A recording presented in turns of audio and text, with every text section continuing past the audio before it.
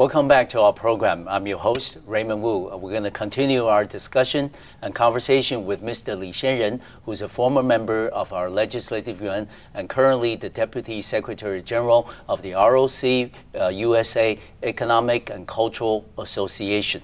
Shangren, we know that you spent 6 years in our LY and also as a ranking member in our Foreign Relations Subcommittee. And in your experience, how difficult, we all know it's difficult, but how difficult it is in our conduct of our foreign relations for Taiwan. Yeah, that's because the relations between China and Taiwan, and also China's policy kind of rigid. Yeah, one China principle. Yes. It's very difficult for us to perform well in the international community. That's kind of historical backgrounds. We have to look back of the KMT and the CPC civil war. That's a long story. Yes. But recently, I think it's maybe used as a good opportunity after the regime change. Yes. When KMT to be the ruling party, possibly as I mentioned before, the hostility will be decreasing. So that's kind of opportunity for us because Taiwan and China, we are friends. Of course. Even we can be brothers, definitely not enemies. But for the past 8 years, lots of confrontations, lots of the shouting to each other. The tension was heightened, and we want to forget that's kind of unhappy past. Yes. We can have a bright future in the future. Maybe KMT can do something more. We all know that we currently have 20 plus countries that recognize Taiwan diplomatically, and China, of course, has over 100. And our president and our administration, since inauguration, has been advocating the so-called diplomatic truce policy, so we don't try to undercut the other side's diplomatic ties with any particular country. We certainly have been doing that, but you keep hearing rumors about some of our diplomatic allies will switch recognition from Taiwan to China. The country that's been mentioned the most is, of course, Latin America's Paraguay. But if Paraguay today, then maybe another country, Dominican Republic in the future and things. So do you sense, after serving in our LY as a ranking member of the Foreign Relations Committee, do you sense that China, because of the relaxation of control, because of the decrease of tension with Taiwan, do you sense that China will offer some goodwill gestures towards Taiwan in terms of international diplomacy?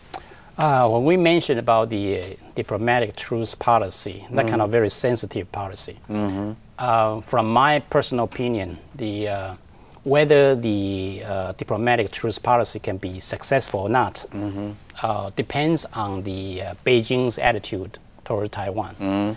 If Beijing look at Taiwan as a friend, that's possible. But if Beijing look at Taiwan as an enemy, that's impossible to accomplish. Certainly. Maybe for the time being, when KMT to be the ruling party, it's quite possible. I don't think Beijing will risk the relations across the strait. Just to grab one of your... Just overtaking our diplomatic allies. Yes. And this time, for the time being, I think it's possible to do that because the atmosphere is quite different from the past. So our government proposed such kind of policy, like diplomatic truce policy. It's possible. So you think that so far, for the past 6 months, we haven't seen any major change in the number of countries that recognize diplomatically. But do you think that will continue to be the case? Because of course we know one of the more politically sensitive issues between China and Taiwan is so-called Taiwan's international space. Do you think that the diplomatic truce can be a policy that's reciprocated by the other side, that on the sustained basis, it's not something just for the first 6 months, the so-called honeymoon period, and later on things will change. Do you think that's sustainable? That was related to the relations across the strait. The overall atmosphere. Yes. I think if the Taiwan SAF and China's RATs can continue to cooperate to get some more agreements on the domestic issues, and also to have to negotiate about the international space. Yes.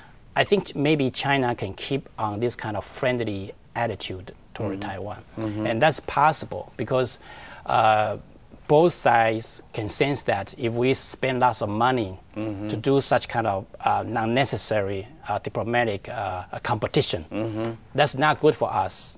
It's also not good for China. Yes. And both sides can, if we can recognize such kind of facts, it's possible to continue such kind of friendly attitude between two sides. Yeah.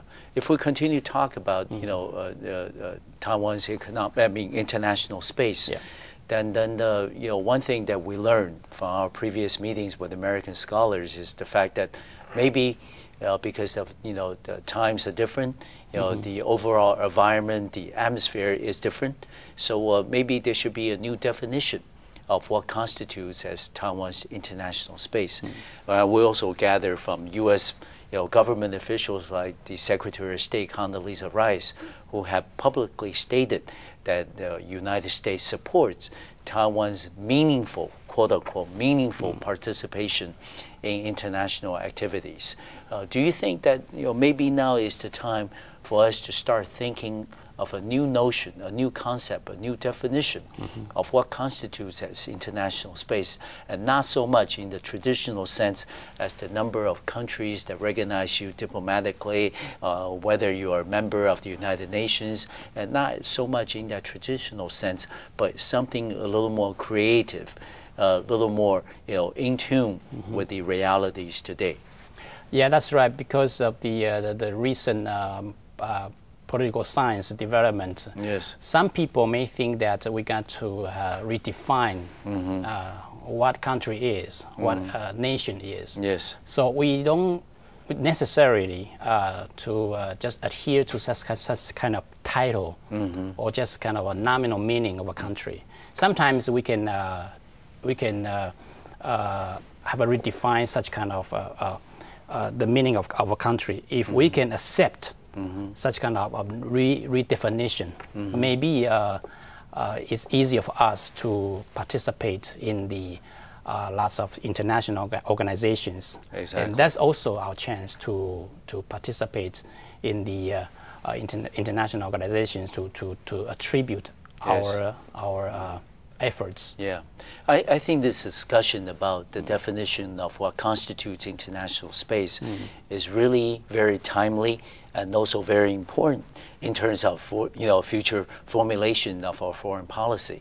In the sense that maybe for the average citizen here, that our international space can be, for example, be defined in the sense of if we get, for example, landing rights, without a visa, right. To countries, important countries like Europe, like in United States, and Japan. Japan, Yeah. we already do that with Yes, Japan, right. but also with other countries, leading industrialized democratic countries around the world. So maybe this is something that's a little more direct, a little more can be tangible right. for the average citizen. And do you foresee then this type of gesture is possible, this direction, with the continued relaxation of tension between China and Taiwan, and also Taiwan's international visibility can be enhanced in the coming months? Yeah, that's true. I think it also related to the relations between Taiwan and China. Are we going to be it's kind of very sensitive. Are we going to be the reunification? And I know that lots of people here in Taiwan will object such kind of idea. Of course. So it maybe for the both governments, we should have some kind of imagination to create such kind of cooperation, not just talk about the unification or independence. Maybe such kind of a very unique model to shape it's difficult to describe, but maybe we can have a very, very special model to help Taiwan and China to cooperate together and to manage this relationship. Yeah, and through some kind of mechanism that the Taiwan people know we can accept that. And that's beneficial for us, and possibly China can accept that. Yeah, we all know that one of the most watched events before the end of the year is the APEC unofficial summit. Right.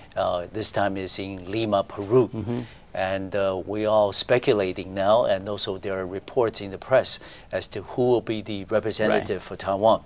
And certainly our President Ma Ying-jeou, has said that we would like to upgrade the representation to this year's APEC meeting. And from your experiences in the past, I know you've been to one of the APEC meetings before. What's your sense? What do you think that are we likely to get a breakthrough in terms of our presidential representative this time? Or do you think that will continue to be something of a little disappointment to our people back home?